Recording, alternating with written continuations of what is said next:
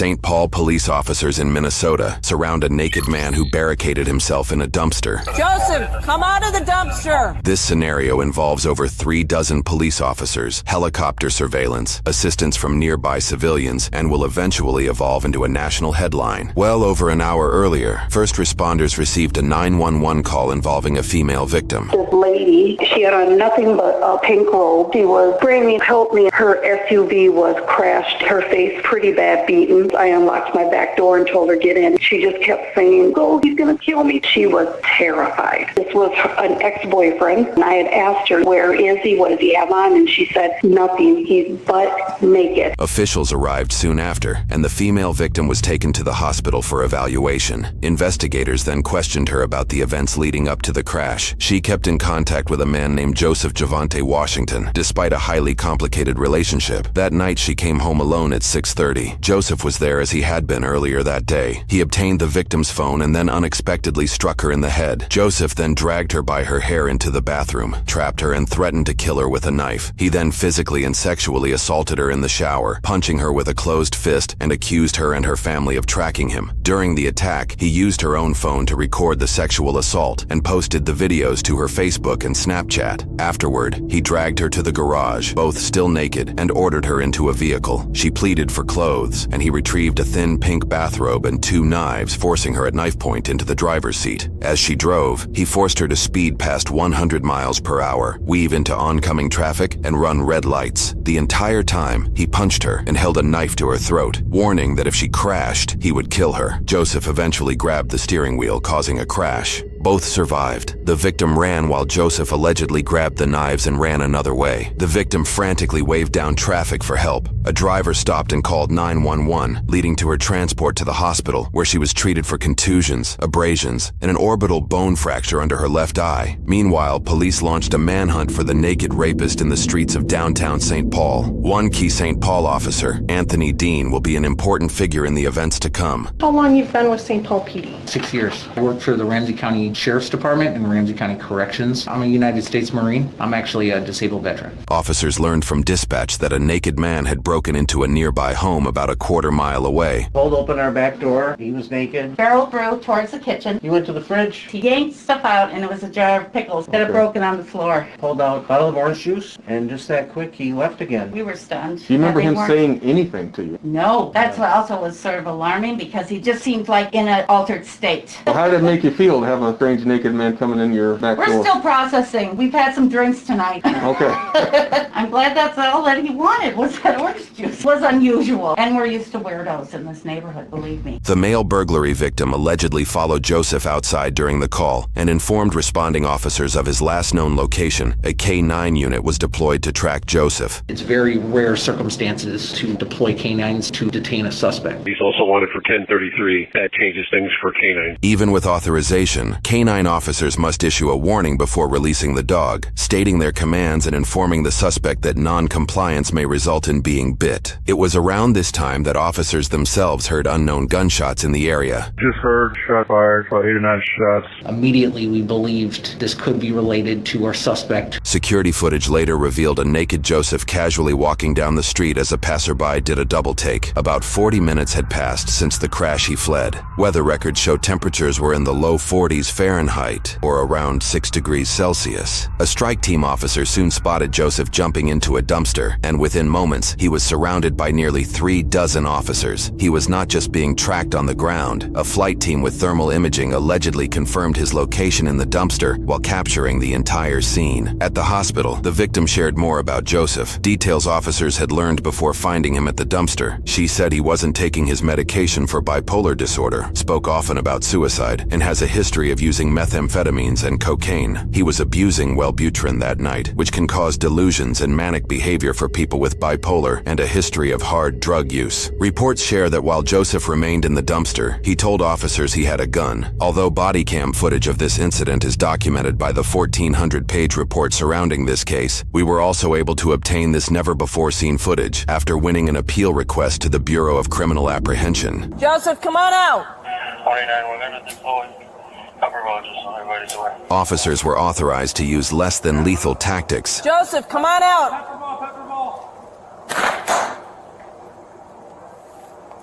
Copy. Deploying pepper balls for 113. Joseph, come on out.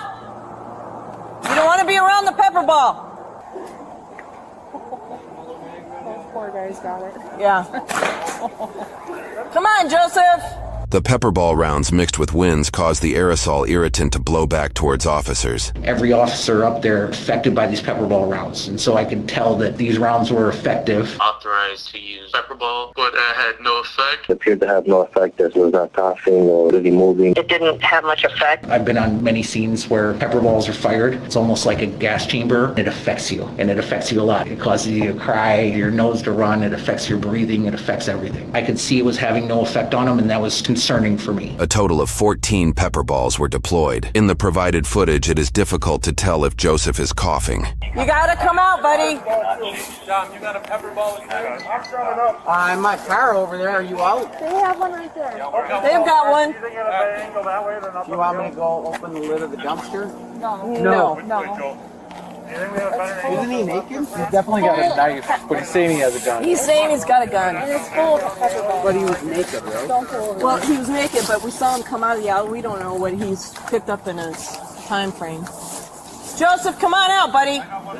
Somebody We called know in you're shots in there. fired, too. You're just gonna have to come out.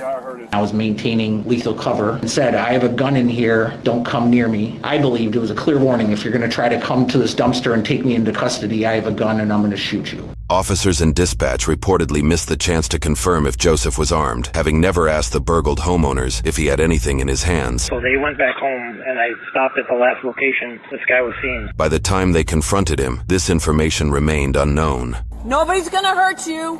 Just show us your hands and get out on the ground. Climb out of the dumpster and get on the ground. Joe, it's time to give up. Let's go. One person. I got you. You guys, one person talking. Joseph, come out of the dumpster. Come on out. Stand up. Stand up. Stand up. Come on out. Come on out. Let's see your hands, man. Show us your hands. Show us your hands. I think I saw a knife in his right hand. He's got something in his hand. Right hand. Show us your hands, Joseph. Come on out. You could see him open the lid. He was looking at us. He just didn't seem to be present. He's bladed, and then he keeps ducking down. I certainly believe he was under the influence of something that was causing him to not understand how dangerous this is. You guys, no one chases. Joseph, come on out. Get on the ground. Show us your hands. Come on out. He's reaching down for something. Joseph, come on out. I don't know what he's doing. He's being weird. He's not in his right mind, guys. Joseph, come on out. Come on out, Joseph. Joseph, come on out. Show us your hands. Come on out. Copy. Again, squad 55 and 9. Joseph, come on out. Dean, your buck's lethal. Yep, got it. Okay, if you want to get closer over here, it's better. Yeah, I can't get any, I think I got bad cartridges in here. Go up on the help. Yeah, I think I got bad cartridges. Joseph, come on out. 29. Come on out. Show us your hands. Joseph, you can hear me. Show us your hands. Come on out. Officer Anthony Dean highlights his concerns in a post-incident interview when he witnessed this exact moment. A reasonable person, I think they would take cover from projectiles being shot at them. He was standing up, it almost seemed in defiance. So was he physically being struck by the pepper ball? I don't know. Not that I observed. There was a potential for it because he had the lid up and he was facing the direction where they were firing the pepper balls. Come on out. That's right. Come out of the dumpster and get on the ground. No one will hurt you. Come out of the dumpster. Climb out. Come on. You're almost there. Get out of the dumpster and get on the ground. 189, come down to Coke to the beach, right? Joseph, come on out. This overhead map shows their positions based on body camera visuals. Key officers include Sergeant Brown, who is leading communication with Joseph, Officer Rooney, the canine officer ready to deploy if Joseph runs, Officer Becerra, who fired pepper ball rounds, and Officer Anthony Dean, providing lethal cover if the situation escalates to that point. Throughout the interaction, canine officer Rooney repeatedly instructs her fellow officers. If he does come out running, do not chase, do not get in front of the dog, do not chase after him. As officers prepared to fire more pepper balls to lure Joseph out, the pepper ball gun malfunctioned for unknown reasons. It's at this moment that Joseph decides to make his move. Good, Gilly, good. Climb out of the dumpster. There you go.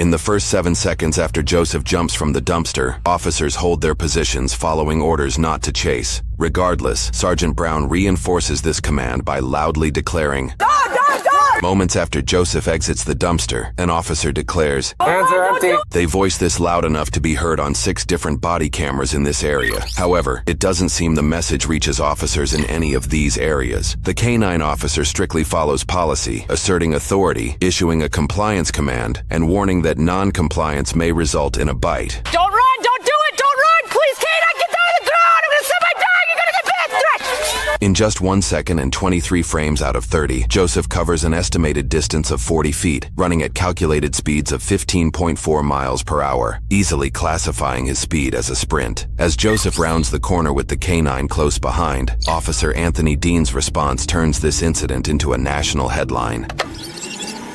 Climb out of the dumpster. There you go.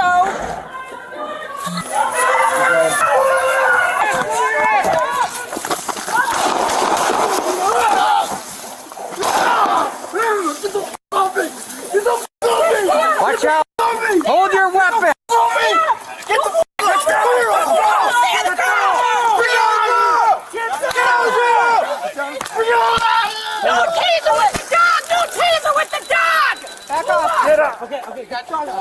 As shots were fired, officers in this area expressed confusion. Oh, there he is.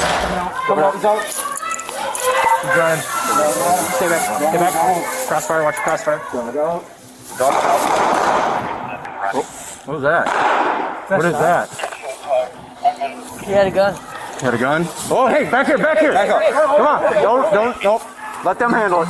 Let them handle it. Suddenly, this situation became a highly scrutinized internal affairs case, amplified by the fact that it occurred within months of the height of Black Lives Matter protests. Joseph was shot 3 times in the legs and once in the lower abdomen. While officers applied tourniquets, he allegedly yelled, spit, and attempted to bite them. Officials transported him to an ambulance in 8 minutes where he was treated for taser probes, dog bites, and underwent surgery for bullet wounds. He ultimately survived his injuries. Officer Dean identified himself as the shooter. All officers who applied force of any kind were escorted to the police station, photographed, and submitted belongings to evidence. Local and national news quickly picked up the case, highlighting Joseph as an unarmed, naked black man shot by police. Meanwhile, investigators searching the female victim's home found evidence that aligned with her story. Later in the criminal process, while discussing his transfer, officers learned Joseph told medical staff he was trying to die by police gunfire. Joseph was soon transferred from Regions Hospital to Dakota County Jail. Just over a day after the incident, Internal Affairs questioned Officer Dean about his actions. I've responded to calls where people are under the influence of embalming fluid. That person has superhuman strength. It blocks pain receptors. He was eating glass. He cut open his scrotum. We had fired pepper ball rounds. None of it was effective. Taser was deployed, ineffective. The less than lethal options weren't affecting Mr. Washington. I had a great concern that a taser won't work, that he's still armed with this weapon and he's going to get to an officer and be able to use that weapon. As he runs, he can go southbound and flee. I think that's what we're all hoping would happen. Canine would get him and this would be resolved. I believed I heard a taser go off and it was ineffective and he continued. At that point, I fired 3 rounds and I did so because I was the lethal cover. I had a fear for my safety, certainly to Officer Fields and Buckley who were behind me, and definitely to Sergeant Brown because I think that she had fired her taser and it was ineffective. Officer Dean believes Sergeant Brown used her taser before he fired, but evidence shows she actually deployed it nearly nearly 15 seconds after his first shot. I fired one more round because the other three didn't stop him. At that point, I reassessed. Officer Peterson deployed a second taser. He was still able to function. Officers moved in. I holstered my weapon. I was shocked. I've never fired my weapon. My training kicked in. There's a response gap. When I fired the rounds, I was within 2 or 3 feet of him. I wasn't able to see him as he was approaching. I saw him as he came around the corner. Evidence shows Joseph was about 15 feet away, though exact distances can be hard to recall in high-stress situations. From this angle, the sergeant appears to be just inches from Anthony's line of fire when he shoots. To this moment, I don't know if he had a weapon or not, but I couldn't see in his right hand. I believe that he had been fixated on Sergeant Brown because I think he could see her. I realized that I'd been in a critical incident. I wanted to call my wife because my concern and my promise.